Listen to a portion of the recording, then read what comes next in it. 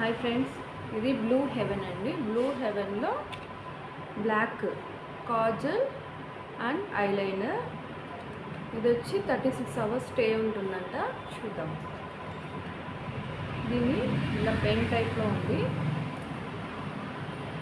దీని యొక్క టెక్స్చర్ ఇలా ఉంది.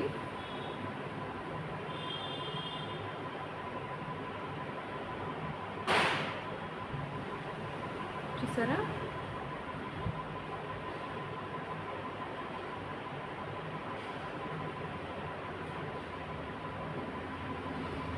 వావ్,